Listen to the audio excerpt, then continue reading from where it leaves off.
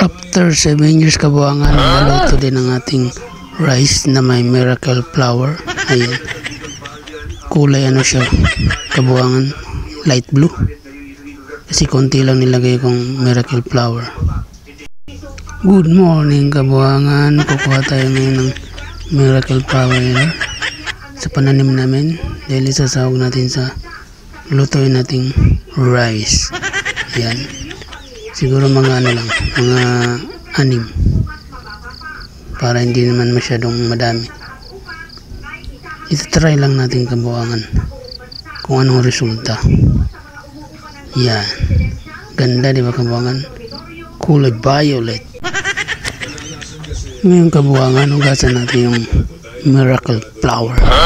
Yan. Para man matanggal yung dumi. Siyempre galing sa labas pa yan.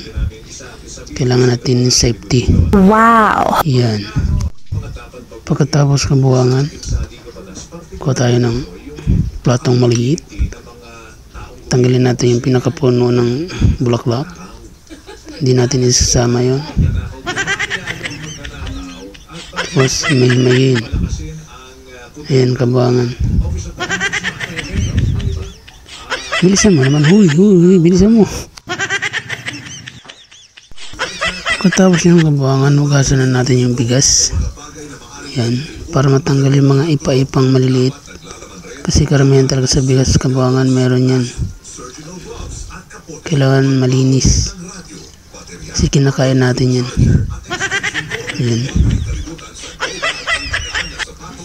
Bali, siguro 2 hugas lang kabuangan.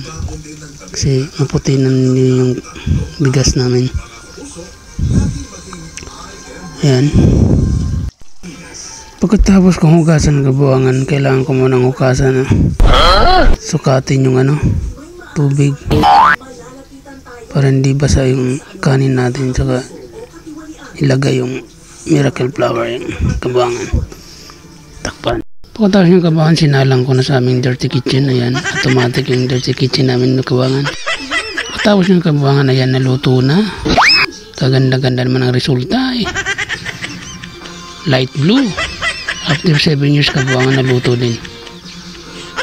Ganda ng resulta kabuangan kasi para siyang unique. Titikman na natin ito kabuangan. Yan. Anong lasa nito?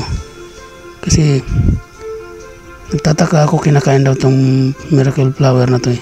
Hindi daw nakakasama sa katawan, nakakabuti pa, healthy. Ayan. Dandan lang subuoy. Masarap naman siya kabuangan. Manamis-namis. Approve sa panlasa ko. Wow! Yan. Kung nagustuhan niyo ang mga video na ito kabuangan, please like, comment, and share. Follow my FB page and subscribe to my YouTube channel kabuangan. Thank you.